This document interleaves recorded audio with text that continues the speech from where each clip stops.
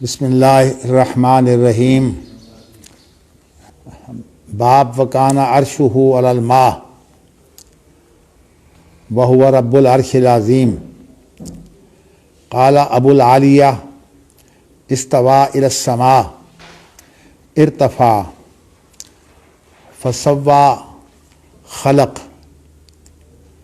وقال مجاہد استوى علی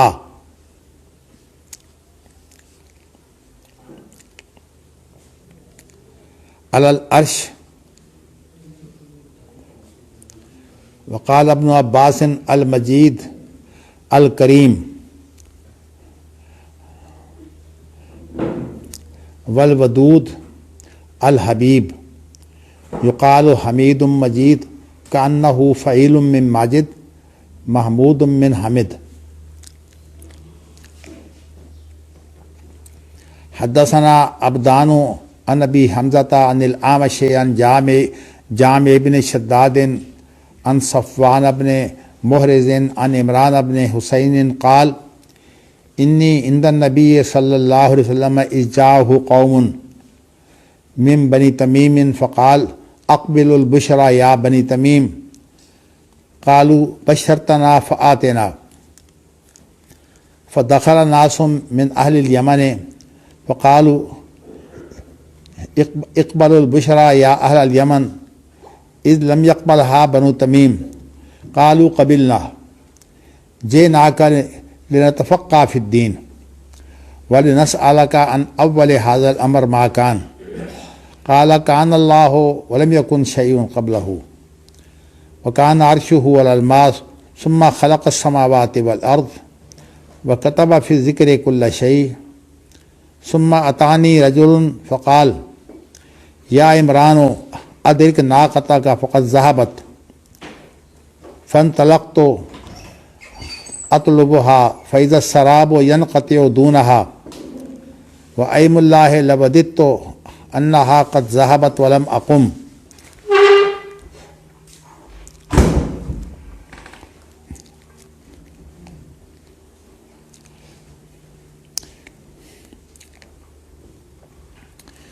امام بخاری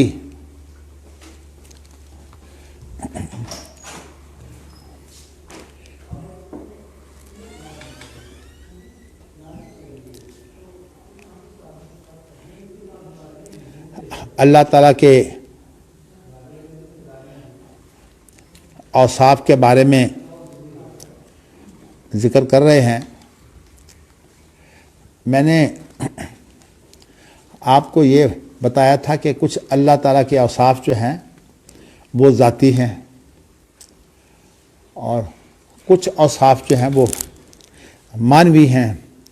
اور معنوی کی دو قسمیں ہیں، ایک لازمی ہیں اور ایک جو ہیں وہ متعدی ہیں.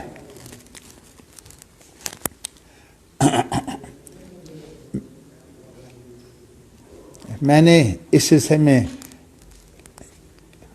چونکہ یہ ایک اصطلاح ہے، ایک اصطلاح کے اندر تھوڑی سی تبدیلی سوچی تھی، اور میں نے آپ کو یہ کہا تھا کہ جو اللہ تعالیٰ کے وہ اوصاف ہیں کہ انسانوں کے ہاں تو انہیں انسان کا عضو یا انسان کا جو ہے وہ جز کہا جاتا ہے، لیکن اللہ کے بارے میں جو ہے وہ ہم یہ تعبیر نہیں کر سکتے. اللہ نے ہمیں جو ہے یہ چیز بتائی نہیں، اس لیے ہم انسان کے وہ اجزاء ہیں، اعضاء ہیں، لیکن اللہ کے بارے میں ہم یہی کہیں گے کہ ہم نہیں جانتے. اللہ کے بارے میں جو چیز آ گئی ہے ہم اس کو مانتے ہیں، اور جو چیز نہیں آئی ہم اس کے بارے میں جو ہے وہ خاموشی اختیار کرتے ہیں. اور میں نے آپ کو کہا تھا کہ ان کو خاص طور پر جہاں ہاتھ کا، قدم کا اور پنڈلی کا، اسی طرح چہرے کا، یہ سارا جو ذکر آتا ہے، ان صفات کو جو ہے وہ صفات ذاتیہ کہیے. لیکن میں نے جو ہے وہ جو قرون وسطیٰ کی کتابیں جو ہیں وہ قرون وسطیٰ سے مراد وہ دور ہے جب کہ تقلید جو ہے وہ چھائی ہوئی تھی اور خلافت موجود تھی، اس لیے مسلمان جو ہیں وہ چھوٹے چھوٹے مسائل پر جو ہے وہ گفتگو کرتے تھے، اور تقلید کے بعد جو گروہ بندی پیدا ہو گئی تھی، اس گروہ بندی کی بنیاد پر جو ہے وہ ایک دوسرے کو ترجیح دینا، مناظرے کرنا، یہ طریقہ کار جو ہے وہ اپنا لیا گیا تھا۔ تو اس لیے جو مسئلہ پیدا ہو جائے اس کو جو ہے مناظرے کے طریقے سے حل کرنے کی کوشش کی جاتی تھی۔ لیکن جو مجھے مشکل حائل ہوئی ہے نا، وہ یہ ہے کہ جب قرون وسطیٰ کے اندر بھی میں نے یہ اصطلاح دیکھی، تو جو عام طور پر آج کے دور میں ایک اصطلاح پائی جاتی ہے کہ ان کو عام طور پر صفات ذاتیہ کو جب بیان کرتے ہیں تو اس سے مراد وہ 7 صفات ہوتی ہیں، جیسے کہ حیات، علم، قدرت، ارادہ، سمع، بصر، کلام۔ تو یہ 7 صفات جو ہیں ان کو عام طور پر ذاتی صفات کہا جاتا ہے۔ تو چونکہ اس سے مغالطہ پیدا ہو رہا ہے، اگرچہ اصطلاح کے اندر کوئی بخل تو ہے نہیں، لا بشاحت فی الاصطلاح، اس لیے مجبوراً جو ہے مجھے یہ بات تسلیم کرنی پڑتی ہے کہ ان کو جو ہے صفات ذاتیہ کہا جائے، تاکہ جب آپ کتابوں کا مطالعہ کریں تو آپ کے سامنے جو ہے وہ یہ اصطلاحات کے فرق سے کوئی مغالطہ پیدا نہ ہو۔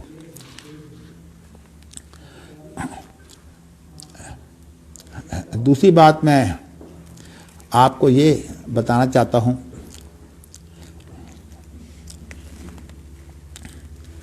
کہ قرآن کریم جو ہے اس اللہ تعالیٰ کا کلام ہے، اللہ تعالیٰ کے الفاظ ہیں۔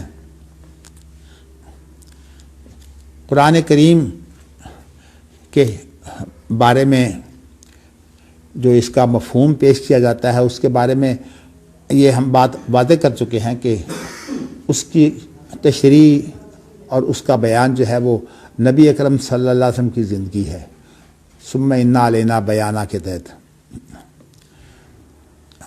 لیکن نبی اکرم صلی اللہ علیہ وسلم کی جو زندگی ہے اس کے الفاظ تو جو ہیں وہ میں نے آپ کو بتایا کہ فنی اعتبار سے جو الفاظ ہوتے ہیں یہ شہابی خبر دینے والا ہوتا ہے، اور ظاہر ہے کہ جس چیز کے بارے میں خبر دیتا ہے الفاظ تو خبر دینے والے کے ہوتے ہیں۔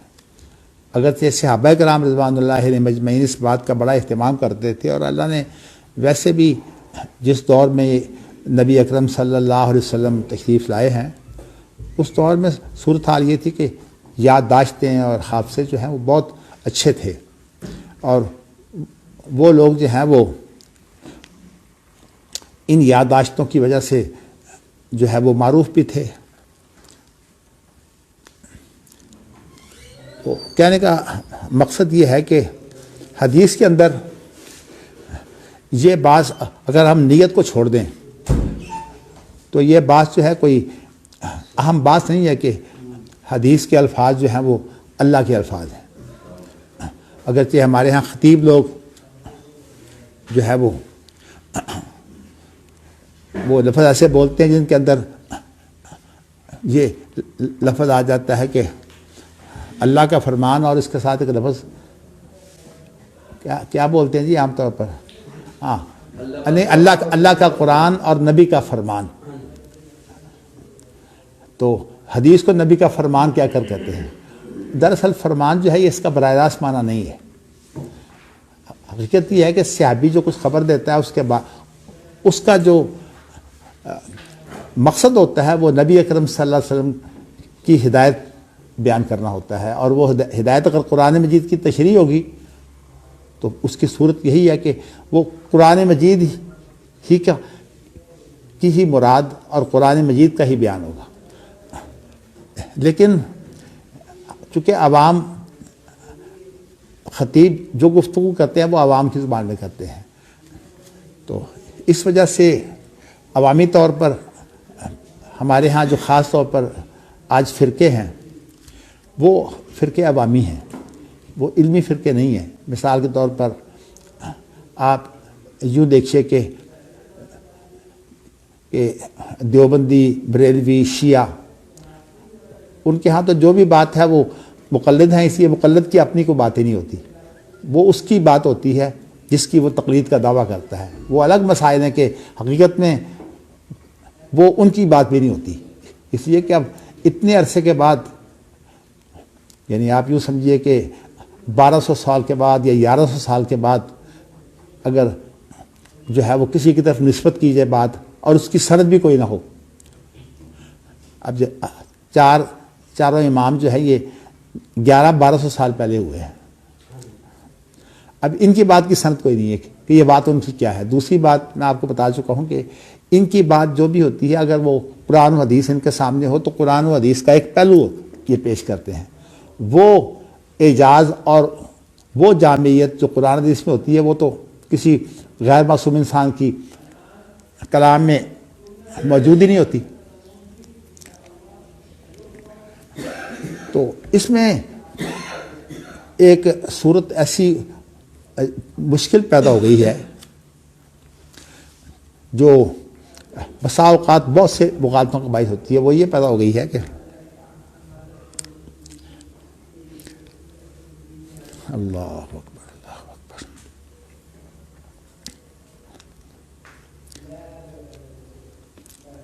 کہ عوام کو سمجھانا مشکل ہو گیا ہے۔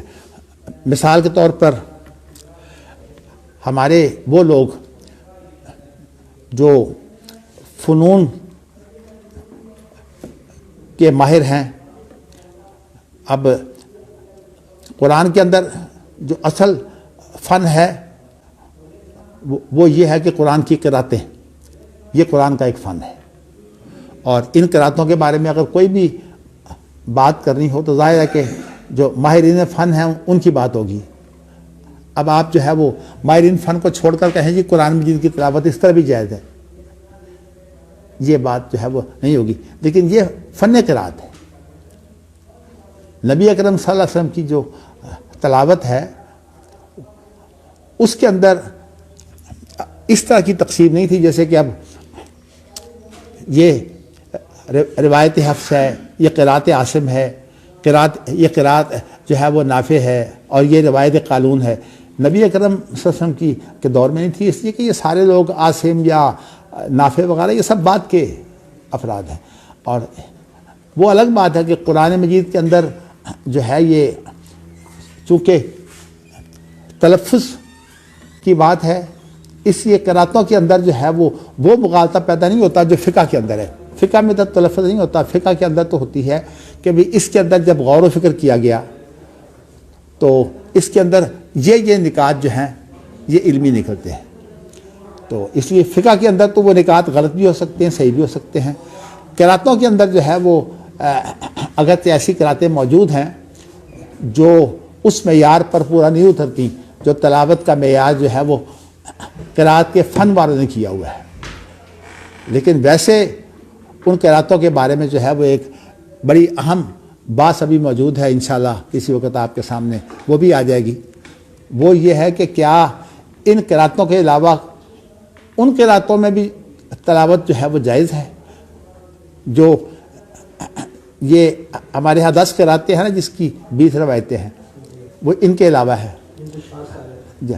ویسے ہم تو شاذ کہتے ہیں، لیکن صورتحال یہ ہے کہ جب یہ ماہرین قرات یا فن قرات کے ماہرین نہیں آئے تھے، خاص طور پر امام بخاری اور محدثین کا جو دور ہے، اس دور کے آدمی نہیں، یہ بعد کے دور کے آدمی ہیں۔ اس وقت جو ہے وہ امام بخاری اس کے مکلف نہیں ہے کہ وہ یہ کہیں کہ جی یہ قرات جو ہے یہ نافع کی ہے یا قرات جو ہے یہ اس کی ہے، مطلب عاصم کی ہے یا کسی اور کی قرات ہے۔ اس لیے امام بخاری تو صرف اس بات کا اہتمام کریں گے کہ نبی اکرم صلی اللہ علیہ وسلم نے یا ان کے صحابہ نے یہ چیز پڑھی ہے، کیونکہ قرآن مجید کے نبی اکرم صلی اللہ علیہ وسلم کی جو تلاوت ہے بعد میں صحابہ میں منتقل ہوئی ہے، اور چونکہ اس کے اندر لفظ کی تبدیلی جو ہے وہ جائز نہیں ہے، اس لیے صحابہ کے اندر جو ہے وہ لفظ کی تبدیلی کی بھی گنجائش نہیں تھی۔ اگرچہ ان کے ہاں جو اختلاف پیدا ہوا ہے اس اختلاف کو حل کرنے کے لیے حضرت عثمان آ گئے درمیان میں، اور حضرت عثمان نے آ کر جو ہے وہ ان کے راتوں کو جو ہے وہ جو پڑھنے والے قاری تھے ان کے ساتھ ساتھ ان کو جو ہے وہ لکھ بھی دیا۔ اگرچہ لکھنا جو ہے یہ قرات میں اصل نہیں ہے، قرات میں اصل تلاوت ہے، لیکن لکھنے سے ایک طریقہ ہے حفاظت کا، لیکن یہ مکمل حفاظت نہیں ہوتی، اس لیے کہ لکھنے میں جو تلاوت کا انداز ہے وہ نہیں آتا اور اس کے لیے مشکلات پیدا ہوتی ہیں۔ آپ دیکھیے نا، ہمارے ہاں جو قرآن مجید لکھے جاتے ہیں ان کے اندر، اب مثال کے طور پر ہمارے ادارے نے جو ہے وہ 20 روایتوں میں قرآن مجید جو ہے تیار کر رہی ہے، لیکن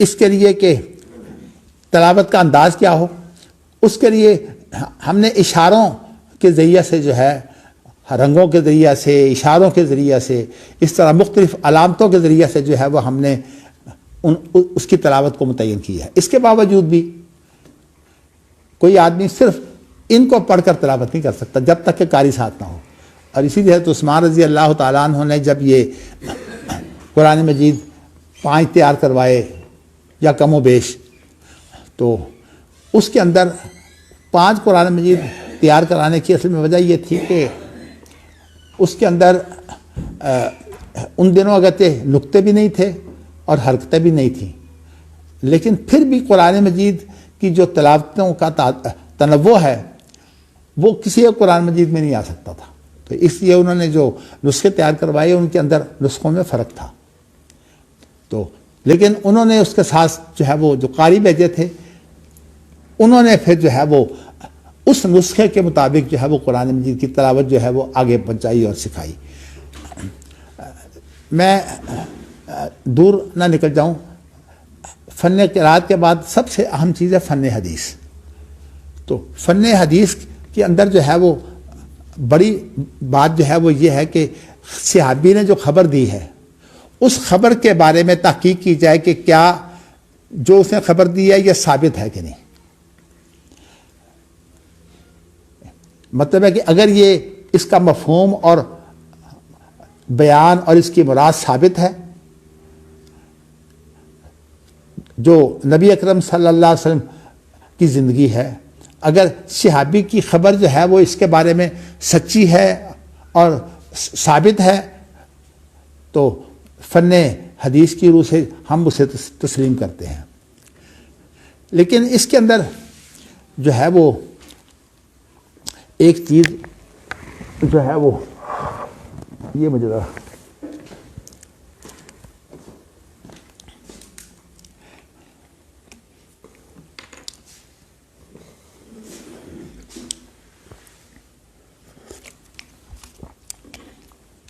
وہ فن قرات سے ذرا فن حدیث سے بالا ہے۔ وہ کیا کہ صحابی نے جو خبر دی ہے، صحابی اس خبر کو جو ہے وہ عام خبروں میں تو صحابی جو ہے وہ مغالطہ نہیں کھاتے، عام خبریں ہوتی ہیں، لیکن بہت سی خبریں ایسی ہوتی ہیں جس کے اندر صحابہ مغالطہ بھی کھاتے ہیں اور صحابہ کا اختلاف بھی ہوتا ہے۔ تو یہ جو بات ہے کہ صحابی نے جو خبر دی ہے اس میں صحابی جو ہے وہ بات کو صحیح سمجھا ہے کہ نہیں سمجھا، اس کے بارے میں جو ہے وہ الگ ایک فن یہ آیا ہے جس کو استدراک کا فن کہتے ہیں۔ جیسے استدراکات عائشہ علی الصحابہ، وہ سارا اختلاف کیا ہے؟ وہ سارا اختلاف یہ ہے کہ ایک صحابی ایک مفہوم بیان کرتا ہے، حضرت عائشہ کہتی ہیں یہ مفہوم ایسا نہیں ہے، لیکن سوال یہ ہے کہ حضرت عائشہ کا جو مقام ہے وہ صحابیہ کا ہی ہے، تو صحابیہ ہونے کی حیثیت سے حضرت عائشہ کے بارے میں یہ کہہ دینا کہ حضرت عائشہ جو کچھ کہتی ہیں وہ حتمی ہے، یہ بات درست نہیں ہے۔ جس طرح جو ہے وہ کوئی اور آدمی جو ہے وہ خبر کے بارے میں، نبی اکرم صلی اللہ علیہ وسلم کے بارے میں جو خبر دیتا ہے اس نے جو بات سمجھی ہے وہ یہ ہے، اسی طرح جو ہے وہ دوسرے صحابہ کی حیثیت بھی وہی ہے، حتیٰ کہ خلفائے راشدین کی روایت بھی جو ہے کوئی زیادہ حیثیت نہیں رکھتی، اس لیے کہ ان کی اصل حیثیت تو صحابی کی ہے نا، اس کے بعد وہ حکمران ہے. حکمران کا جو اختیار ہوتا ہے وہ صرف انتظامی اختیار ہوتا ہے کہ وہ انتظامی طور پر جو ہے وہ کسی کو پابند کر سکتا ہے. باقی صحابہ جو ہے کسی کو پابند نہیں کر سکتے انتظامی طور پر. تو حکمران اس لیے علیکم بسنتی و سنت الخلفاء الراشدین سے مراد جو ہے وہ جو خلافت کا منصب ہے نا، خلفاء راشدین کا لفظ کہا ہے. تو خلفاء راشدین جو ہے وہ صرف 4 بھی نہیں ہیں. اس کے بارے میں ایک تو حتمی طور پر خلیفہ راشد ہیں، وہ کہ امام مہدی، جو بہت جو ہے وہ بعد میں آنے والے ہیں، یعنی قیامت کے قریب جو ہے وہ آئیں گے. تو لیکن درمیان میں بھی خلیفہ راشد اور کون کون سے ہوئے ہیں اس کے بارے میں چونکہ کوئی ایسی نص نہیں آئی، اس لیے ہم حتمی بات تو نہیں کہتے، لیکن اندازہ لوگوں کا ہے. جیسے عمر بن عبدالعزیز کے بارے میں لوگوں کا اندازہ ہے کہ یہ بھی خلیفہ راشد ہے. اسی طرح اور بھی کئی بڑے بڑے نیک جو ہیں وہ گزرے ہیں، تو وہ بھی خلیفہ راشد ہو سکتے ہیں. تو کہنے کا مقصد یہ ہے کہ اگر آپ یہ کہہ دیں گے نا کہ اس سے مراد جو ہے وہ ان کا فرمان بھی جو ہے وہ وہی کی طرح حیثیت رکھتا ہے. جیسے کہ تقلید کے اندر یہ چیز پیدا ہوئی کہ شیعہ نے جب جو ہے وہ یہ شرط لگا دی کہ اس کا تعلق نبی اکرم صلی اللہ علیہ وسلم سے خونی ہے، تو صحابہ کے اندر جو ہے وہ صرف اتنی بات کافی ہے کہ نبی اکرم صلی اللہ علیہ وسلم کے وہ ساتھی ہیں، یعنی ان کے مشن کے حامل ہوں. اگر یعنی ان پر ایمان اور اس پر موت کا معنی یہ ہے کہ وہ صاحب مشن بھی ہے اور اس کی موت جو ہے وہ اس مشن پر آئی ہے، اس کو صحابی کہتے ہیں. تو کہنے کا مقصد یہ ہے کہ خلفاء راشدین کا جو مقام ہے وہ اس طرح کا نہیں ہے کہ ہم اس کو جو ہے وہ سنت کا جو ہے وہ ایک لاحقہ بنا کر پیش کریں، لیکن مقلدین نے جو ہے وہ خلفاء راشدین کو لاحقہ بنا دیا ہے. حالانکہ ام ایمن کی یہ بات کہ مجھے دکھ اس بات کا ہے کہ نبی اکرم صلی اللہ علیہ وسلم جب چلے گئے تو وہی بند ہو گئی. جب وہی بند ہو گئی ہے تو اس کے بعد جو ہے وہ خلفاء راشدین کو وہی تو نہیں ہوتی. تو اس لیے ان کی کوئی بات جو ہے وہ نہیں ہے، معصوم کی بات ہے. لیکن شیعہ نے تو خونی رشتے کو جو ہے وہ معصوم بنا دیا. اور اچھا، لیکن ساروں کو معصوم نہیں بنایا. جن کو انہوں نے امام بنایا ہے وہ معصوم ہے. اور امامت جو ہے وہ بھی میں آپ کو بتا چکا ہوں کہ حضرت حسین کی اولاد میں آئی ہے. حضرت حسین کی اولاد میں اس لیے نہیں آئی کہ وہ کیا تو نہیں سکتے اپنے منہ سے، لیکن ان کی بہت بڑی ناراضگی ہے کہ حضرت حسن نے امیر معاویہ سے صلح کیوں کی. تو اس اعتبار سے جو ہے وہ شیعہ کے بارے میں یہ جو تصور ہے کہ خون سے بھی جو ہے وہ کوئی عصمت پیدا ہوتی ہے، یہ تصور غلط ہے. خون جو ہے وہ اگر اس سے عصمت پیدا ہو سکتی تو حضرت نوح کا بیٹا جو ہے وہ اس طرح جو ہے وہ نہ کافر ہوتا. اور اسی طرح جو ہے وہ جو باعث ہوتی ہیں نسل بیویاں، وہ بھی قرآن مجید نے بیان کر دیا ہے کہ نوح کی بیوی اور لوط کی بیوی جو تھی وہ کافر تھی. تو انہوں نے جو ہے وہ نوح کے ساتھ جو ہے وہ خلوص نہیں برتا، خیانت کی. تو اسی طرح ابراہیم علیہ السلام کے جو باپ ہیں ان کے بارے میں بھی یہی بات ہے. تو کہنے کا میرا مقصد یہ ہے کہ اگر خون کی کوئی جو ہے وہ تاثیر ہوتی تو پھر حضرت ابراہیم کا باپ جو ہے وہ بھی جنتی ہوتا، جبکہ صراط موجود ہے کہ اس کو جہنم میں ڈالا جائے گا. بلکہ حضرت ابراہیم علیہ السلام کے سامنے جو ہے وہ شرمندگی محسوس کریں گے تو اس کی شکل بدل جائے گی، بجو کی شکل بنا دی جائے گی، تاکہ کوئی دیکھے ہی نہیں کہ ابراہیم کا والد ہے. تو کہنے کا میرا مقصود یہ ہے کہ یہ چیز میں نے یہ بات آپ سے اس لیے کہی ہے کہ ہمارے جو اہل حدیث ہیں، چونکہ یہ عوام ہیں، خاص طور پر آج کے اہل حدیث، ان کو جو ہے یہ بات سمجھانی بڑی مشکل ہو رہی ہے کہ صحابہ کا جو جب آپس میں فہم میں اختلاف ہو جاتا ہے، اور جب فہم کا اختلاف ہوتا ہے تو ظاہر ہے کہ ان کی جو خبر ہے اس کے اندر بھی اختلاف ہوگا. تو یہ خبر کا جو سلسلہ ہے نا کہ خبر ثابت ہے کہ نہیں، اس سے یہ بالا چیز ہے کہ صحابہ کا ایک اس بات کو کیا سمجھا کیا نہیں سمجھا. تو جو چیز بالا ہونا وہ حقیقت میں فن حدیث کا مسئلہ نہیں ہے. میں یہاں یہ واضح کرنا چاہتا ہوں، اگرچہ امام بخاری نے جو ہے وہ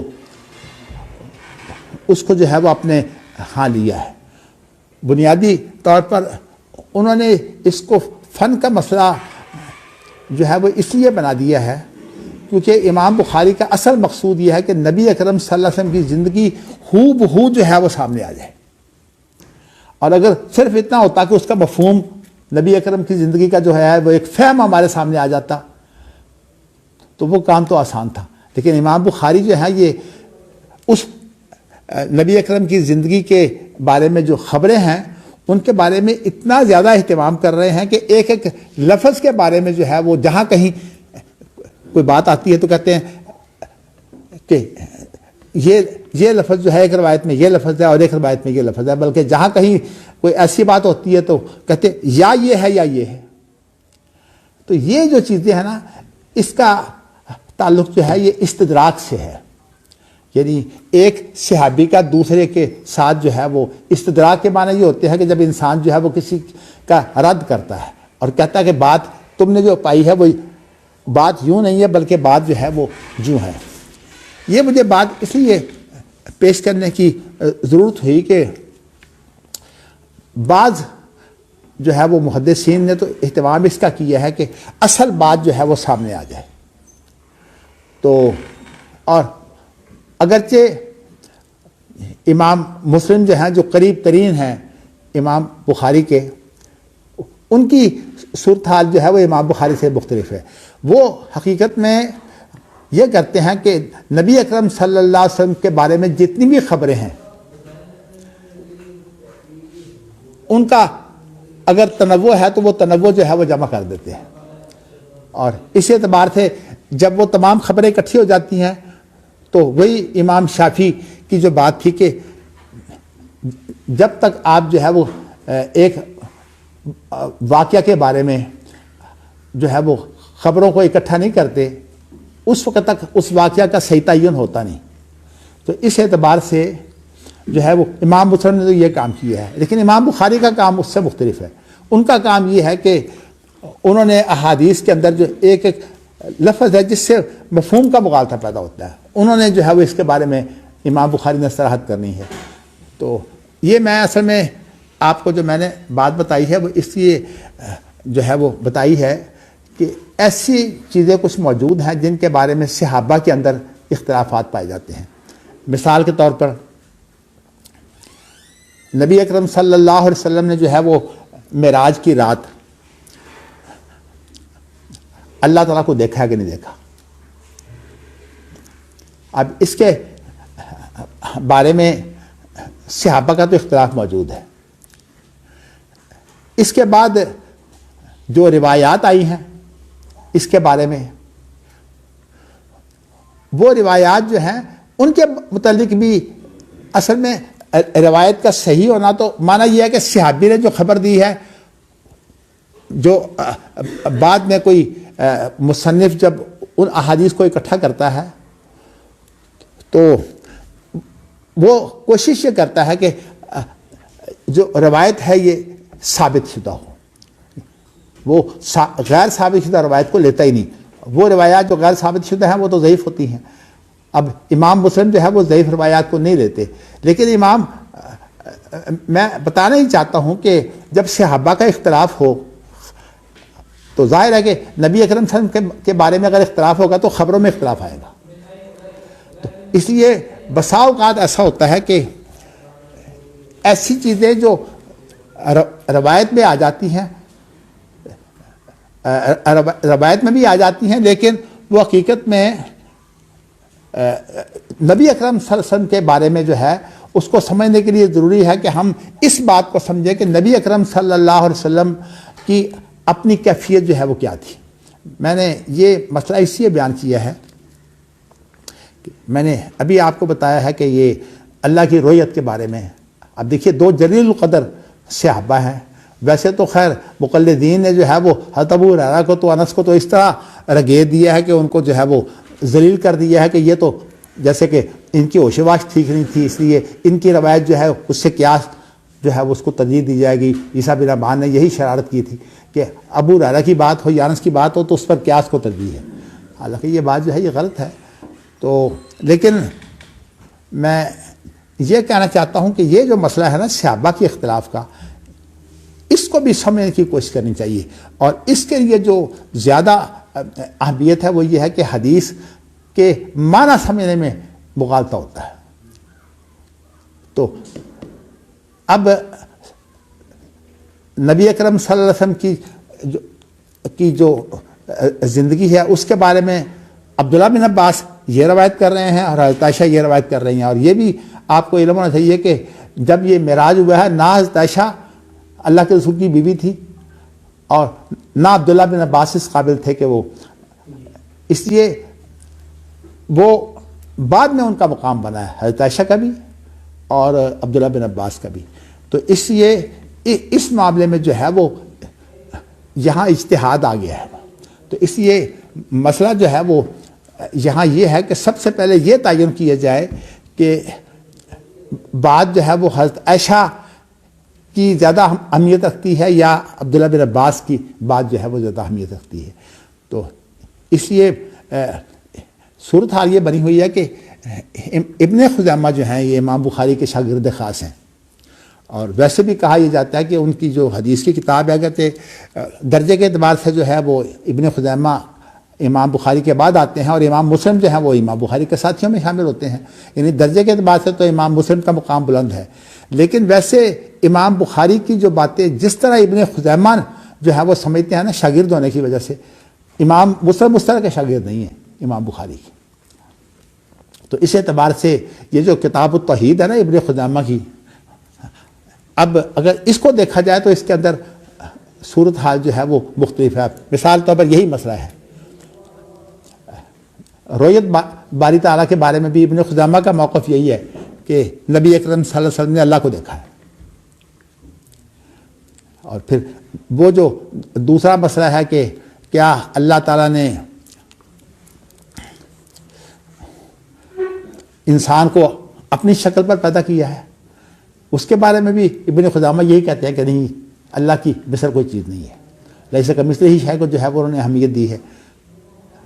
تو کہنے کا میرا مقصود یہ ہے کہ ایسی جو چیزیں ہیں نا ان کا بنیادی تعلق اصل میں فہم صحابہ سے ہے، اسی طرح کی وہ چیزیں ہیں جن کا تعلق جو ہے وہ مستقبل بعید سے ہے۔ مستقبل بعید کی وہ چیزیں ہیں جو قیامت سے پہلے واقع ہونے والی ہیں، قرب قیامت کی جو پیش گوئیاں ہیں، ان کے اندر صحابہ کا اختلاف پایا جاتا ہے۔ ایک صحابی کہتا ہے کہ اس سے مراد یہ ہے، جیسے کہ اب دخان کے بارے میں ابن مسعود کی رائے اور عبداللہ بن عباس کی رائے جو ہے ان دونوں کا فرق ہے۔ وہ کہتے ہیں دخان کا واقعہ، ایک کہتے ہیں کہ دخان کا واقعہ ہو چکا ہے، یہ وہ واقعہ جب یہ قید پڑا تھا اور لوگ جب آسمان کی طرف دیکھتے تو انہیں دھواں دھواں معلوم ہوتا، اور دوسرے کہنے والے وہ کہتے ہیں کہ نہیں، یہ واقعہ بعد میں ہوگا جب کہ بہت بڑی ایک آگ ہوگی اور اس کا دھواں جو ہے وہ دنیا بھر میں پھیلا ہوگا۔ یہ جتنے بھی اختلافات صحابہ کے ہیں نا ان کے بارے میں جو ہے وہ ہمارے ہاں بڑی جلد بازی یہ ہوتی ہے کہ فتوے لگانے شروع کر دیتے ہیں۔ تو یہ اشکال جو ہے یہ ہمیں اس وقت بھی پیدا ہوا جب کہ ہم نے قرب قیامت کی پیش گوئیوں کے بارے میں مذاکرہ کروایا، تو ہمارے یہاں حدیث و فتوے لگانے کے لیے جو ہے وہ یہاں بیٹھے ہوئے تھے، بات نہیں کرنے دیتے تھے، لیکن بہرصورت جب بات مذاکرے کی ہو تو پھر میں نے موقع دیا، جب میں نے موقع دیا تو پھر جو ہے وہ اہل حدیث الجھ گئے۔ مثال کے طور پر حافظ مسعود عالم صاحب جو ہے وہ کہتے تھے کہ نہیں، ان کے لیے وہی اصول ہے جو صفات اسماء و صفات جو ہے ان کے بارے میں اصول ہے، ہم نے اس کی کیفیت پیش نہیں کرنی۔ اب سوال یہ آ گیا کہ اگر آپ نے کیفیت پیش نہیں کرنی، اس کا معنی ہے اس کو سمجھنے کی کوشش نہیں کرنی آپ نے۔ تو اب جب اس کو سمجھنے کی کوشش نہیں کرنی تو سوال یہ پیدا ہوا کہ امام مہدی جو ہے ان کو آپ کیسے پہچانیں گے کہ یہ امام مہدی ہے؟ بھائی کوئی امام مہدی کی علامتیں ہیں نا، آپ دیکھیے کہ کتنے لوگ دجال ہیں، 30 دجال تو حدیثوں میں ذکر آتا ہے، اور مغالطہ کیا ہوا ہے؟ اب دیکھیے صحابہ کو مغالطہ ہوتا ہے، حضرت عبداللہ بن عمر، حضرت عمر کو اور حضرت جابر کو، دونوں کو مغالطہ ہوا ہے کہ دجال سے مراد جو ہے وہ ابن سیاد ہے، اور وہ قسمیں کھا کر جو ہے وہ کہہ رہے ہیں۔ اب سوال یہ ہے کہ ہم اس کو کیا قرار دیں گے؟ اس کو یہی قرار دیں گے کہ بلکہ صورتحال بڑی ایک نازک بن گئی ہے، وہ یہ نازک بن گئی ہے کہ نبی اکرم صلی اللہ علیہ وسلم کے سامنے حضرت عمر قسم کھاتے ہیں کہ ابن سیاد دجال ہے۔ نبی اکرم صلی اللہ علیہ وسلم ان کی تردید نہیں کرتے، یہ کہتے ہیں کہ وہ کہتے ہیں میں اس کو قتل نہ کر دوں، کہا نہیں قتل نہیں کرنا، اس لیے کہ اگر تو نے قتل کرنے کی بات ہے تو وہ تو اس کو تو قتل کر سکتا ہی نہیں، اس کو قتل تو کرنا ہے عیسیٰ نے، تو کیسے قتل کر سکتا ہے؟ اور اگر وہ دجال نہیں ہے تو پھر تو وہ شخص جس کا قتل جو ہے وہ جائز نہیں ہے تو اس کو قتل کرے گا۔ تو کہنے کا مقصد یہ ہے کہ یہ صحابہ کرام رضوان اللہ علیہم اجمعین کے بارے میں یہ ساری روایات کی بات نہیں، یہ اصل میں وہ روایات ہیں جو مشکل، اسی لیے امام طحاوی کا جو مزاج تھا نا وہ تھا اصل میں زیادہ مراد کو سمجھنے کا، تو اسی لیے امام طحاوی نے جو معانی الاثار اور مشکل الاثار جو کتابیں لکھی ہیں نا ان کا زیادہ مقصد جو ہے وہ حدیث کے فہم سے ہے۔ میرا اس ساری گفتگو سے اصل مقصود یہ ہے کہ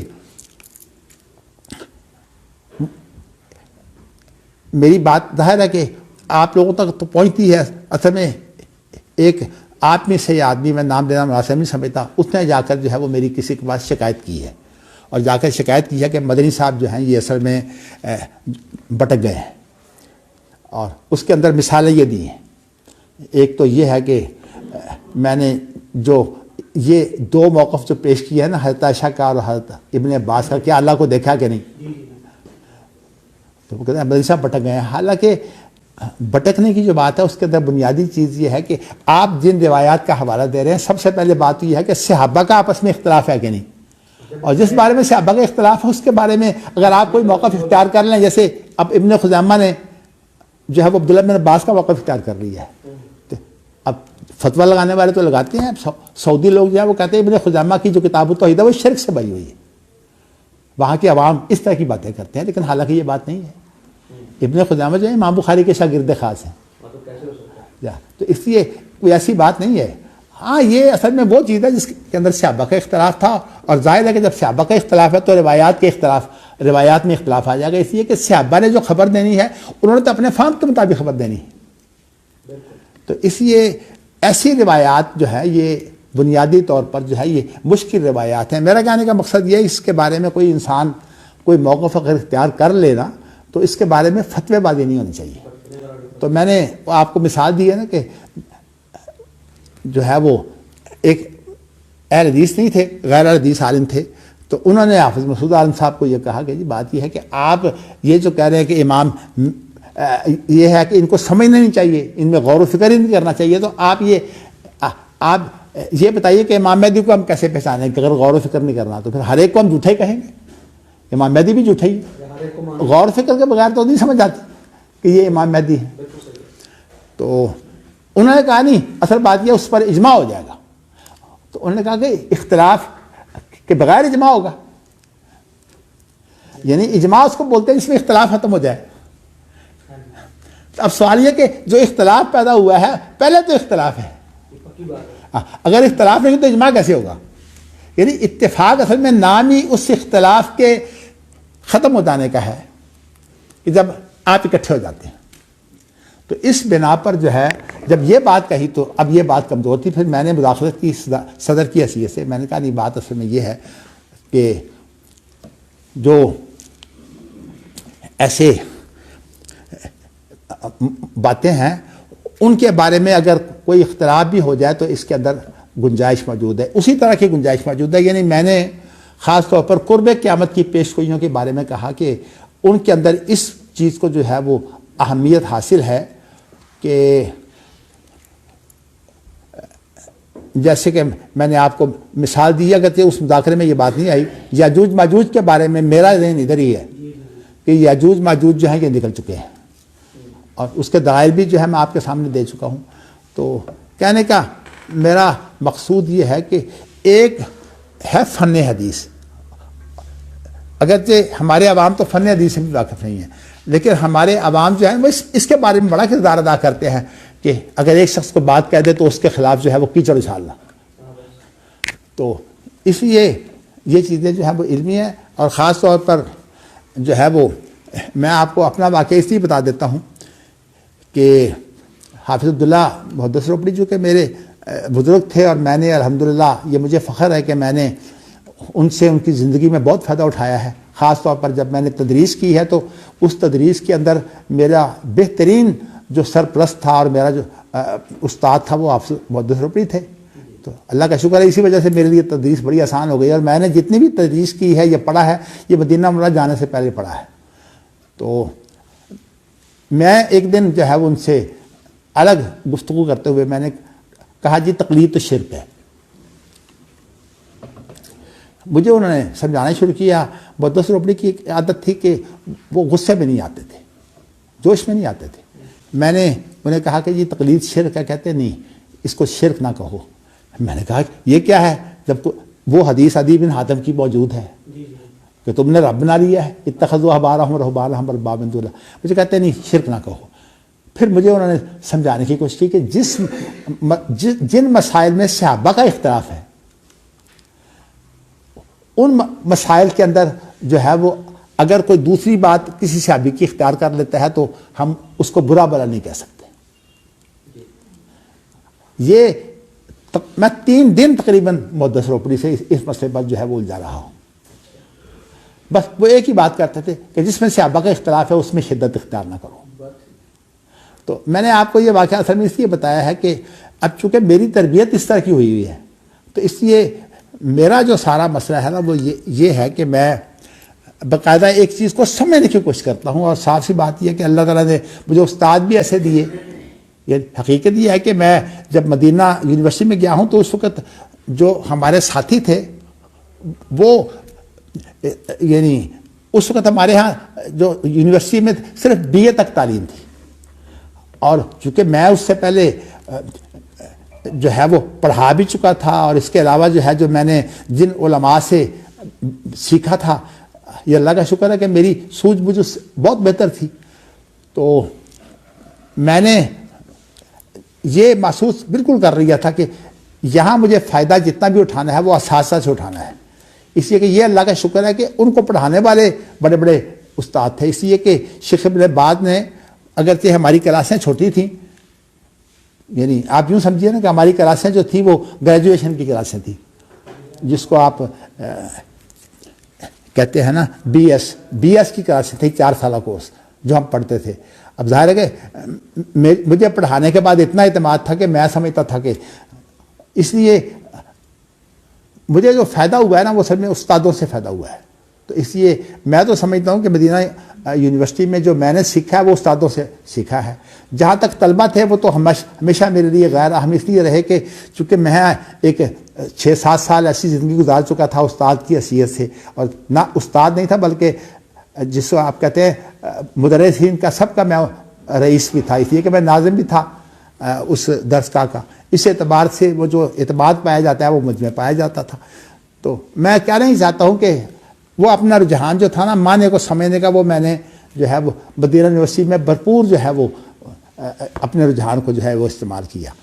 تو میں اب یہاں جو ہے وہ آپ کو جو بات بتانا چاہتا ہوں وہ اس حوالے سے کہ حافظ عبداللہ محدث روپڑی نے جو مجھے بات بتائی کہ صحابہ کے اختلاف کے بارے میں جو ہے وہ فتوی بازی نہیں ہونی چاہیے. چونکہ صحابہ تمام کے تمام جو ہیں نبی اکرم صلی اللہ علیہ وسلم کے ساتھی ہیں. اس لیے وہاں یہ بھی ہو سکتا ہے بڑے بڑے صحابہ کو ایک بات سمجھ نہ آئے، عبداللہ بن عمر کو سمجھ آ جائے. تو اس لیے فقہ کے اندر تو بڑا عالم ہونا بھی جو ہے وہ دلیل نہیں ہے.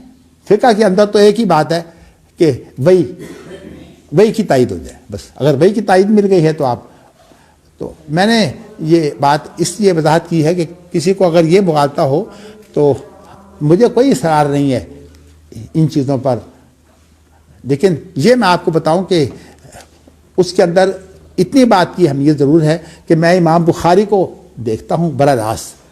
اور امام بخاری کو جب ساتھ دیکھتا ہوں تو جب ابن خزامہ کا مطالعہ کرتا ہوں تو اس حیثیت سے میں ابن خزامہ کو دیکھتا ہوں کہ یہ امام بخاری کے شاگرد خاص ہیں. اس اعتبار سے ابن خزامہ کی میرے نزدیک بڑی اہمیت ہے. لیکن یہ چیز جو ہے یہ ایک تو خاص طور پر سعودی علماء کو برداشت نہیں ہے، کیونکہ ابن خزامہ بڑے بڑے ایسے مسائل کے اندر خاص طور پر اللہ کو دیکھنے کے بارے میں، اور اسی طرح جو اللہ تعالیٰ نے انسان کو اپنی شکل پر پیدا کیا ہے، اس کے بارے میں ابن خزامہ جو ہے یہ مخالف ہیں. وہ کہتے ہیں قطعاً انسان کی شکل جو ہے یہ اللہ کے مشابہ نہیں ہے. اور خاص طور پر یہ جو احادیث ہیں، سنہ ایک کتاب ہے ابن ابی عاصم کی، اور اس کے اندر جو ہے وہ یہ بات یہ حدیثیں موجود ہے کہ یہ کسی کو اگر بددعا دینی ہو قبح اللہ وجہک، تو اس کے ساتھ اگر ہم یہ کہہ دیں نا قبح اللہ وجہک و وجہ من اشبہ وجہک، تو وجہ من اشبہ وجہ کا کیا معنی یہ ہے کہ تیرا بھی اللہ چہرہ جو ہے وہ برا بنائے، منحوس کرے، اور اس کا چہرہ بھی منحوس کرے جو تیرے مشابہ ہے. تو وہ کہتے ہیں کہ یہ اللہ کو گالی ہے. تو اس لیے یہ بددعا آپ دے نہیں سکتے. حالانکہ صورتحال یہ ہے کہ یہاں لفظ یعنی من اشبہ وجہ کے اندر لفظ تشبیہ موجود ہے، اور اس میں یہ بات صراحت سے موجود ہے کہ انسان کا چہرہ اللہ کے چہرے کے مشابہ ہے. اس لیے لہذا کہ مثلی شیء کو اگر آپ نے چھوڑ دینا ہے تو پھر اس کے بعد تو بات ہی ختم ہو گئی، پھر تو ہر مسئلے کے اندر اختلاف پیدا ہو جاتا ہے. تو اس لیے یہ جو مسائل دو تین ہیں نا، ان کے بارے میں اگرچہ میری یہ کوشش ہے کہ یہ جو آپ کے جو دروس ہیں میں ان کے علاوہ جاتا ہوں، لیکن چونکہ اس وقت ہم بخاری پڑھ رہے ہیں، بخاری کے اندر جو ہے وہ ہم ایک واجبی سی بات کر سکتے ہیں، اور جو اس کی دیگر دلائل ہیں بہت سارے وہ میرے ذہن میں ہوتے ہیں. اللہ کا شکر ہے کہ جب میں کوئی چیز آپ کو پڑھاتا ہوں تو مجھے جو ہے وہ قاری مصطفیٰ صاحب کو علم ہے کہ میں کس طرح ان سے چیزیں ایک ایک چیز جو ہے وہ ان سے نکلواتا ہوں، پھر اس کی نص دیکھتا ہوں، پھر اس میں غور و فکر کرتا ہوں، اور غور و فکر کے بعد پھر ایک میرے ذہن میں جو بات آتی ہے اپنے غور و فکر کے نتیجے میں تسلی کے بعد جو ہے وہ آپ کو پڑھاتا ہوں. تو اب اس کے بارے میں جو ہے وہ میں نے جو آپ سے بات کہی ہے کہ یہ مسائل جو ہیں جو خاص طور پر جو ہے وہ اللہ کو دیکھنے کا مسئلہ ہو گیا، اسی طرح جو انسان کا جو چہرہ ہے جو اللہ کے چہرے کے مشابہ ہے، یہ مسئلہ پیدا ہو گیا، اور اسی طرح بعض دیگر مسائل ان کے بارے میں جو میرا موقف ہے وہ زیادہ تشدد کا نہیں ہے. یعنی میں جب اپنا رجحان دیکھتا ہوں کسی معاملے میں دلائل کی وجہ سے تو میرا رجحان ضرور ہے، لیکن اس کے باوجود میری رائے یہی ہے کہ واللہ اعلم بالصواب، کہ صحیح بات جو ہے وہ اللہ کو علم ہے. تو یہ میں نے بات اس لیے کہی ہے کہ تاکہ اب دیکھیں میرے ایک شاگرد کو جو ہے یہ مغالطہ پیدا ہوا ہے، اور اس نے جا کر جو ہے وہ کسی کے پاس، اور خاص طور پر وہ گیا کس شخص کے پاس ہے جو ظاہری ہے. ہاں جی، ظاہری نے ظاہر ہے کہ اس نے تو اور ساتھ مسالے لگا دیے ہیں. ظاہریوں کے ہاتھ تو دیکھیے نا، میرے سامنے تو ہمیشہ ایک مقصد ہوتا ہے، جو کہ میں تو مقصدیت کا قائل ہوں، اور میں یہ سمجھتا ہوں کہ امام شافعی اور امام بخاری جو ہیں یہ بات نص کی کرتے ہیں، اور نص کی جو بات ہے اس کے لیے لازمی نص ہوتی ہی اس وقت ہے جب کہ اب مقصد سامنے ہو، اور اگر مقصد سامنے نہیں ہے تو پھر نص اس کو کہتے ہی نہیں. تو اسی لیے میں اتفاق سے میں نے نص کا معنی جو ہے وہ لغت میں دیکھا. تو لغت میں جب میں نے معنی دیکھا تو اس میں لکھا تھا نسا یا نسو، اس کے دو باب ہیں، ایک ضرب ایک نصر ینصر. تو اس کا معنی یہ لکھا ہوا تھا کہ اگر ہم کہیں نا نص الحدیث، تو اس کا مفہوم یہ ہے کہ کسی حدیث کی سند بیان کرنا. میں نے کہا یہ کیا ہے نص الحدیث سند بیان نہیں، بات اس کی درست ہے.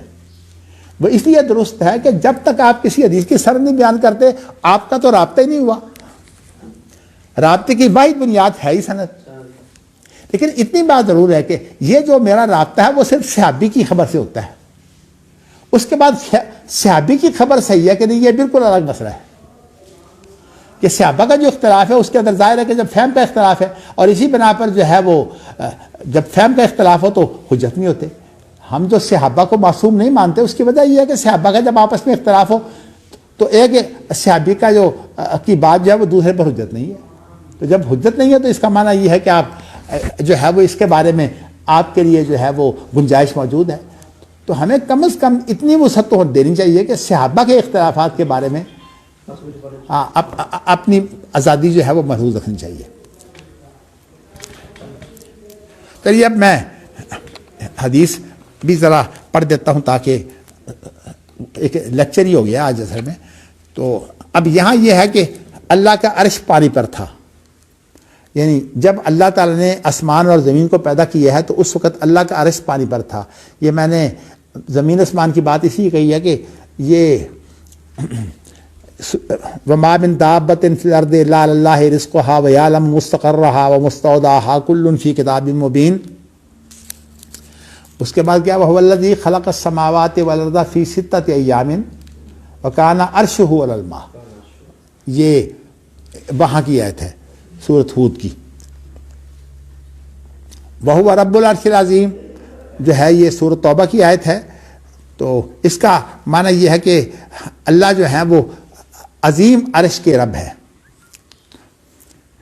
اچھا پھر اس کے بعد جو ہے وہ امام بخاری نے یہ تو خیر عنوان باندھا خود، لیکن اب اس کے بعد تائید کے لیے جو ہے وہ تفسیریں لا رہے ہیں. ابو العالیہ جو ہے بہت بڑے جو ہے وہ عالم ہیں، تو ان کی تفسیر سے انہوں نے یہ استوا الی السماء کا معنی انہوں نے کیا ارتفاع. استوا الی السماء یعنی استوا کے معنی جو ہے وہ بلند ہونے کے ہیں جی. اور ویسے امام بخاری جو ہیں وہ الگ لائیں گے کہ اللہ کے لیے جہت علوف جو ہے وہ ثابت ہے، لیکن مکان علوف ثابت نہیں ہے. یہ تھوڑا سا ایک مغالطہ ہے.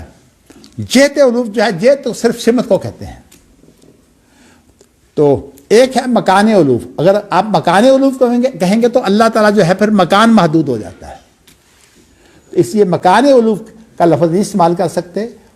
تو زابی کی اب کتاب ہے نا العلوف، کتاب العلوف للذہبی جو ہے اس کے اندر یہ باتیں ساری موجود ہیں کہ مکان علوف جو ہے یہ اللہ کے لائق نہیں ہے، اس لیے کہ اگر مکان ہوگا تو پھر اللہ مکان کے اندر محدود ہو جائیں گے. اسی طرح عرش کے اوپر جو ہے یہ کہنا کہ عرش کے اوپر اللہ تعالیٰ بیٹھے ہیں یہ کیفیت ہے. اور اسی طرح جو ہے وہ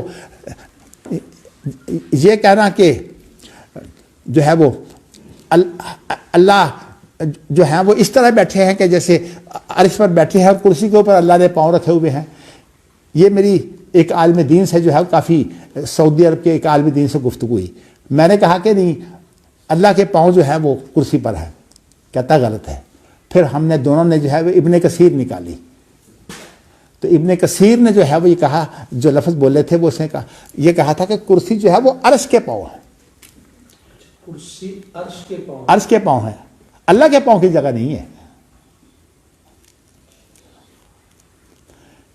اب یہ الفاظ جب نکلے تو پھر میں خاموش ہو گیا.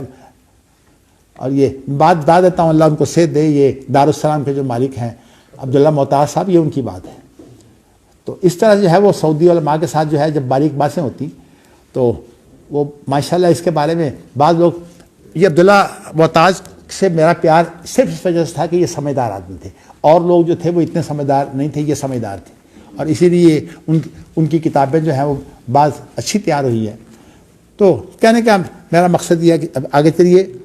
تو فسوا جہت علوم سے بھی تو تحدید ہو جاتی، کیا جہت علوم سے بھی تو تحدید ہو جاتی نہیں، جہت علوم میں صرف ایک بلندی مراد ہے، یعنی وللہ المثل الاعلیٰ، یعنی اس سے اسفل کی نفی ہوگی، یمین و یسار کی نفی ہوگی.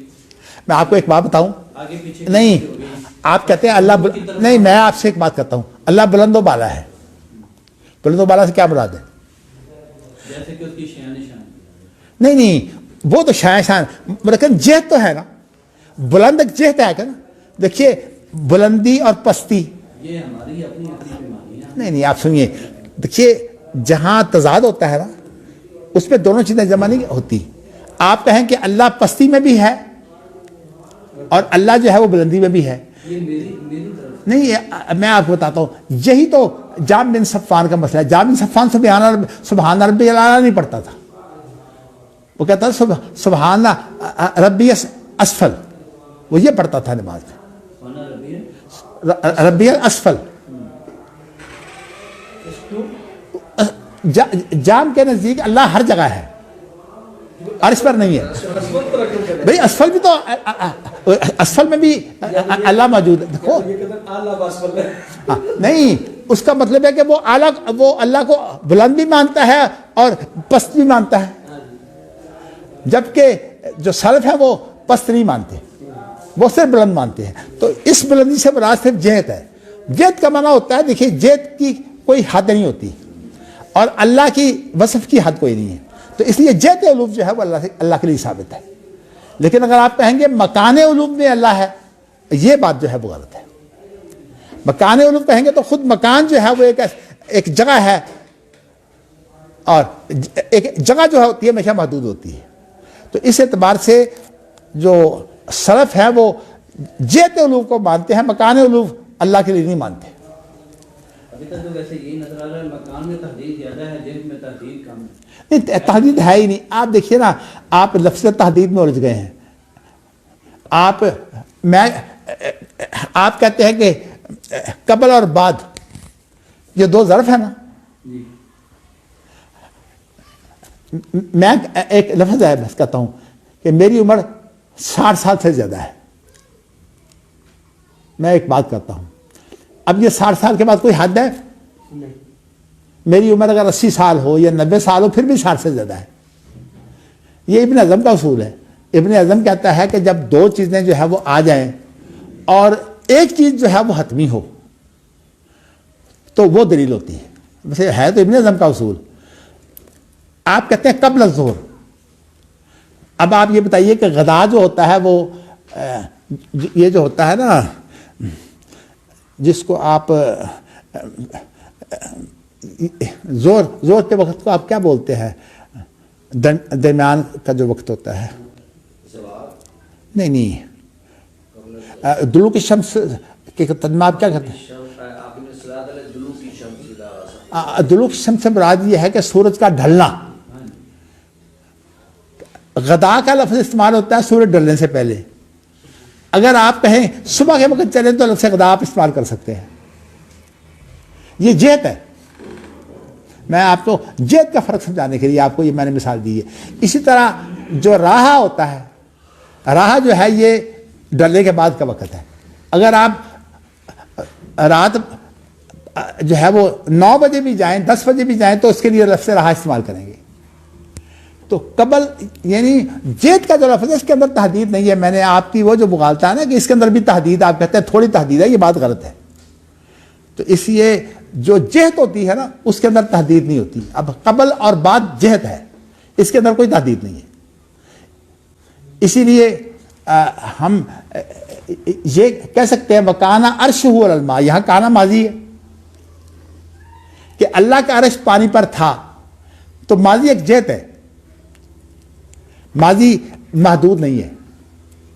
تو کہنے کا مقصد یہ ہے کہ جہت کے اندر جو ہے وہ تحدید لازمی نہیں ہوتی. جہت جو ہے وہ تحدید کے بغیر بھی ہوتی ہے، جیسے میں نے قبل و بعد کی آپ کو مثال دے کر بتایا ہے. چلیے جی، اس کے بعد آگے پڑھتے ہیں. فسوا. اچھا آپ دیکھیے یہاں امام بخاری نے یہ بیان کیا کہ استوا الی السماء جو ہے یہ تو انہی صفات میں سے ہے کہ اللہ بلند ہیں. یہ وہ صفات ہیں جو لازمی صفات ہیں، یعنی استوا کی جو صفت ہے یہ لازمی ہے. اور جو سوا جو ہے اس کو جو ہے وہ اللہ کی صفات فعلیہ میں شامل کیا ہے، اور یہ اس لیے متعدی ہے. یعنی سوا کا اور جو متعدی صفات ہوتی ہیں ان کا جو نتیجہ ہوتا ہے وہ مخلوق ہوتا ہے. تو اس لیے سوا کا ترجمہ کیا خلا کا. اب مجاہد کی تفسیر دیکھیے. استوا علی وہی ہے ارتفاع یا علی، یہ جہت علوم ہے. علی العرش تو خیر ویسے علی ترجمہ ہے، اس کو پورا کرنے کے لیے علی العرش لے آئے ہیں. وقال ابن عباس المجید الکریم. مجید سے مراد کیا ہے؟ الکریم. کریم کہتے ہیں صاحب شرف. ہمارے ہاں ایک لفظ استعمال ہوتا ہے اشرافیہ، جس کو انگریزی زبان میں ارسٹوکریسی کہتے ہیں. جمہوریت کے بارے میں بڑی بات ہے کہ یہ اصل میں ارسٹوکریسی ہے. اشرافیہ ہے. اس کے اندر یہ ہوتا ہے کہ جو لوگ بڑے ہوتے ہیں نا بس ان کی اہمیت ہوتی ہے. اب آپ دیکھ لیجئے کہ بے نظیر کا بیٹا بلاول جو ہے وہ پیدا ہی لیڈر ہوا ہے. تو کہنے کو تو جمہوریت کہتے ہیں کہ یہ اصل میں سب انسانوں کو برابر کرتی ہے، برابر بروبری کوئی نہیں ہے. اسی لیے اقبال نے کہا ہے دو استبداد جمہوری کا باب میں ہے پائے کو، تو اسے سمجھتا ہے آزادی کی نیلم پری. تو خیر وہ بات دوسری طرف چلی جائے گی. تو میں نے آپ کو یہ بتایا ہے کہ یہاں سبا سے مراد جو ہے یہ اللہ تعالیٰ کی وہ صفت ہے جس کو ہم کہتے ہیں متعدیہ. تو اس لیے اس کا ترجمہ کیا خلقہ. اور مجاہد نے اچھا اس کے بعد ابن عباس نے جو مجید کا ترجمہ کیا وہ کیا الکریم. کریم سے مراد ہوتا ہے کہ جو صاحب شرف ہے، اور ودود سے مراد جو ہے جو محبت کرنے والا. اللہ کے بارے میں ہے نا کہ اللہ تعالیٰ کی صفت آئی ہے نا، ودود بھی اور مجید بھی. تو امام بخاری اس کو لائے ہیں. اور اب امام بخاری جو انداز اختیار کرتے ہیں، دیکھیے امام بخاری کے دور میں ابھی فن اس طرح مدون نہیں تھے جس طرح ہمارے ہاں فن مدون ہے. امام بخاری کا انداز دیکھیے کیا ہے.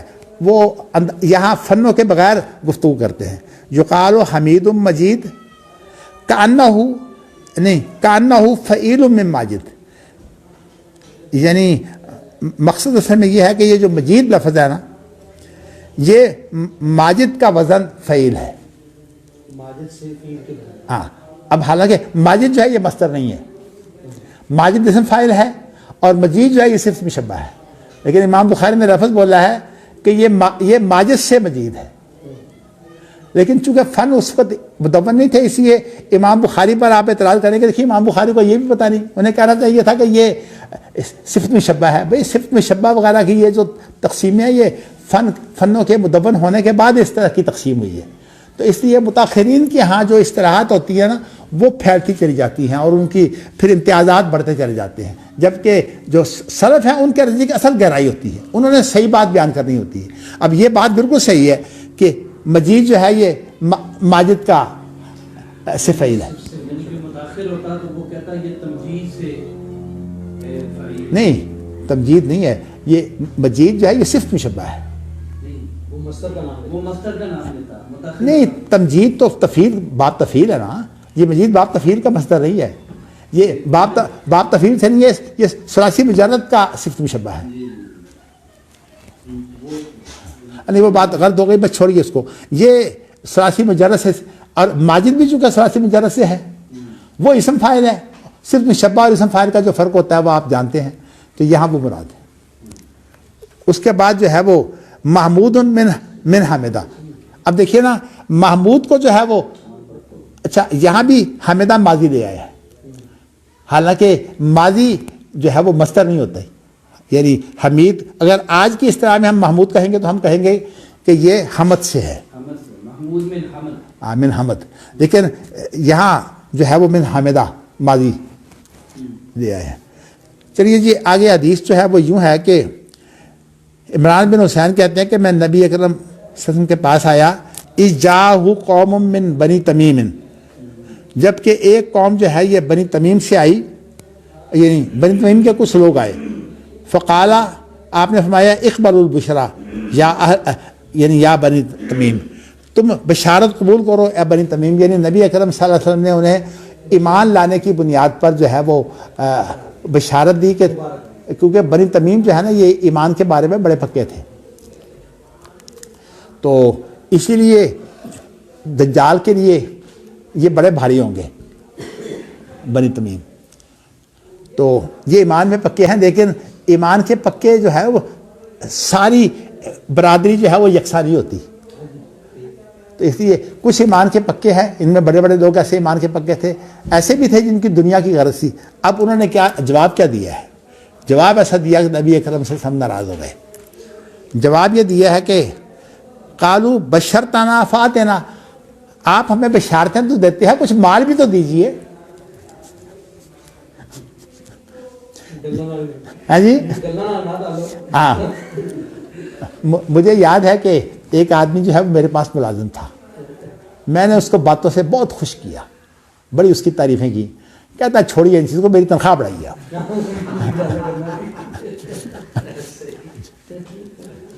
تو یہ جو چیز ہوتی ہے نا یہ اصل میں انسان بڑا کمزور ہے.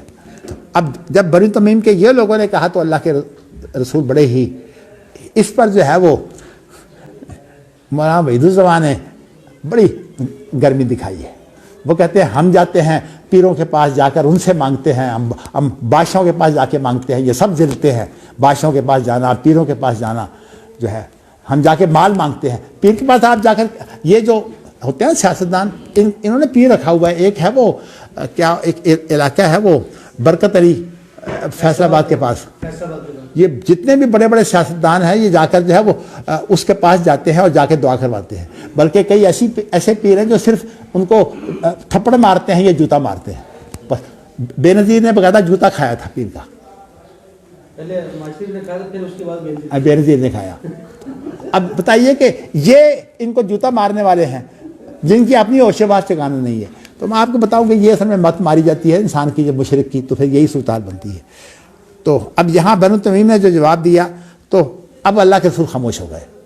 فدخل ناس من اہل الیمن, اب کچھ یمن کے لوگ آئے.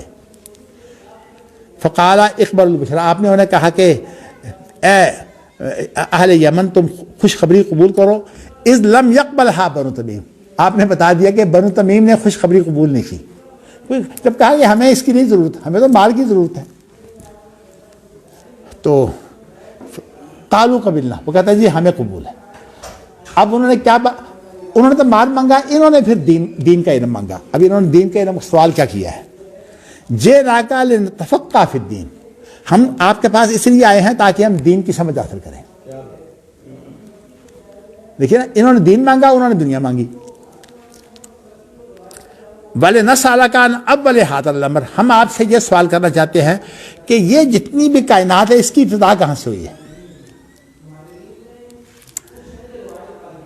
قَالَ كَانَ اللَّهُ وَلَمْ يَكُنْ شَيْءٌ قَبْلَهُ, اللہ تھا اور اس سے پہلے کوئی نہیں تھا. دیکھیے یہاں قبل کا لفظ آ گیا ہے, تو خود جو قبل ہے یہ ایک جہت ہے, لیکن اس کی حد کوئی نہیں ہے. ہاں اس کی حد کوئی نہیں. جہت تو ہے لیکن حد کوئی نہیں ہے. تو اس لیے کہا کہ اللہ سے پہلے کوئی نہیں تھا. اسی لیے اللہ کے بارے میں هو الاول والآخر کی تفسیر یہ ہے کہ لم یکن قبلہ شیء, اور آخر کا معنی لم یکن بعدہ شیء. تو اس لیے جو اس کو بولتے ہیں اپنا ظرف مبہم. اچھا یہ اتنے مبہم ہے کہ ان کو اگر معرفے کی طرف آپ اضاف کر دیں پھر بھی معرفہ نہیں ہوتے. اس لیے یہ بڑی بات ہے غیر المغضوب علیہم ولا الضالین, کہ غیر جو ہے یہ بھی ظرف مبہم ہے, اور اس کے بعد جو مغضوب علیہم ہے جو ہے یہ معرفہ نہیں بنتا جو غیر ہے. تو اس لیے یہ صفت نہیں بن سکتا صراط الذین انعمت علیہم. یہ بڑی بات ہے.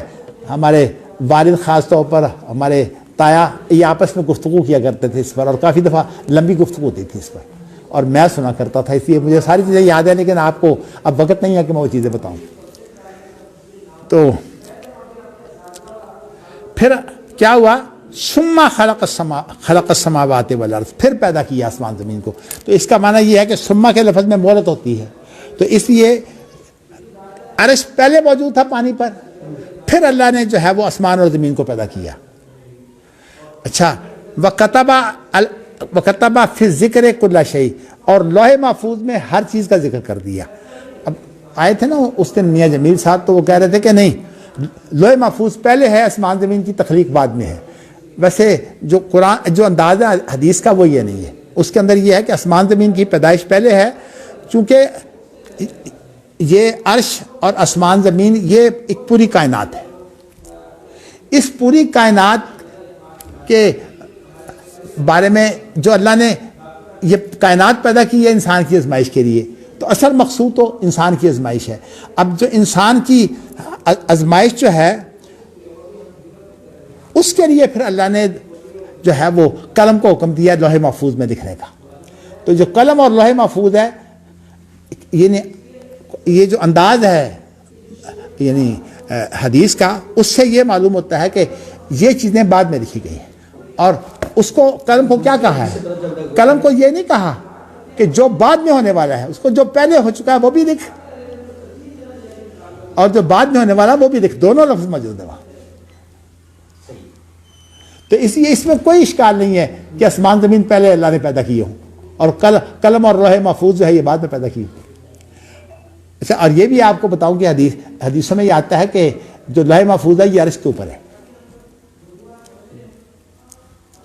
جو حدیث میں آ گئی ہیں چیزیں ساری انشاءاللہ آئیں گے نا کتاب التوحید میں.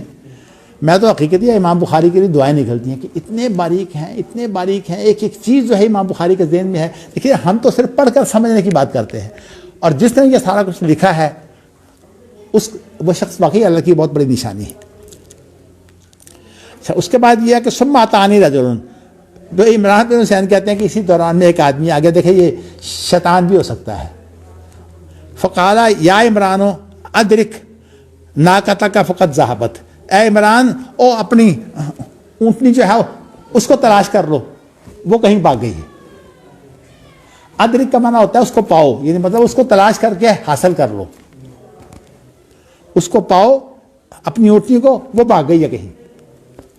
تو ان طرح تو میں نے وہ گفتگو چھوڑی اور میں اس کو تلاش کرنے میں نکل گیا. فَإِذَا السَّرَابُ يَنْقَطِعُ دُونَهَا, میں کیا دیکھتا ہوں کہ وہی جو صحرا کے اندر جو ہے نا, اصل میں جب ریت چمکتی ہے نا تو ایسے معلوم ہوتا ہے جیسے پانی ہے. تو جگہ جگہ جو ہے وہ اس کو تلاش کرنے میں میرے درمیان میں وہ چمکتی ہوئی ریت جو ہے سراب جو آ جاتی ہے. یہ کتاب ہے الدیمقراطیۃ السراب. اس کے دو حصے ہیں, ایک حصہ میرے پاس اصل ہے اور ایک حصہ جو ہے وہ فوٹو کاپی ہے. میں بڑی اس کو غالباً بحرین سے میں ڈھونڈ کے لایا تھا یہ کتاب, دیمقراطیۃ السراب. وَأَيْمُ اللَّهِ, اللہ کی قسم, لَوَدِدتُّ أَنَّهَا قَدْ ذَهَبَتْ, میری جو چاہت تو یہ ہے کہ کاش کہ وہ جاتی رہتی, مجھ سے گم ہو جاتی, لیکن میں یہ مدرسہ نہ چھوڑتا. دیکھیے یہ ہے علم کے خواہش مندوں کی صورتحال. چلیے جی, اب آج بات جو ہے میں دیکھتا ہوں زیادہ باریکی میں چلی گئی ہے. اگر آپ کا کوئی سوال ہے تو کر لیں, میرے خیال میں سوال کے بغیر بات نہیں ہو جائے. میں نے جو حدیث کے بارے میں گفتگو کی ہے نا وہ خاصی نازک کی ہے آج, کہ فن حدیث کا ایک حصہ وہ ہے جس کا تعلق خبر سے پہلے کی جو چیز ہے اس کے ساتھ ہے. اسی لیے بعض دفعہ فرق کیا جاتا ہے سنت کا اور حدیث کا, کہ حدیث کا تعلق تو خبر سے ہے, کیونکہ جب آپ خبر دیتے ہیں تو آپ بات کرتے ہیں, تو حدیث کے معنی ہوتے ہیں بات کے. اور سنت جو ہوتی ہے وہ اس کا تعلق نبی اکرم صلی اللہ علیہ وسلم کی کارگزاری سے ہے. یعنی اگر اس کو آپ اعتباری فرق کریں تو اسی لیے وہ حدیث بن گئی. اسی لیے بعض لوگ جب مقابلہ کرتے ہیں تو کہتے ہیں امام مالک جو ہے ان کا سنت میں مقام بلند تھا, اور امام احمد کا مقام جو ہے وہ حدیث میں بلند تھا. یعنی امام احمد کو حدیث میں ترجیح ہے اور امام مالک کو سنت میں ترجیح ہے. کیا اس کا مطلب ہے؟ یہ چونکہ عبارت موجود ہے, اور یہ خاص طور پر یہ جو سنت اور حدیث کا فرق کرنے والے ہیں وہ اس سے مغالطہ دیتے ہیں. حالانکہ بات سیدھی سی بات ہے کہ امام مالک کی جو ہے زیادہ تلاش اللہ کے رسول کی کارگزاری ہوتی تھی, آپ کا قول و فعل اور عمل. اور احمد بن حنبل کی جو مہارت ہے وہ اصل میں خبر اور حدیث کے بارے میں زیادہ ہے, اسناد کے بارے میں. ہاں جی, امام مالک تو بلاغیات کو بھی قبول کر لیتے ہیں, جا کہ سند نہ بھی ہو لیکن ایک عمل مل جائے. جا اس لیے وہ جو تعامل مدینہ کی بات ہے وہ امام مالک کے ساتھ اس لیے رکھتی ہے. کہنے کا مقصد یہ ہے کہ ہر ایک کا ایک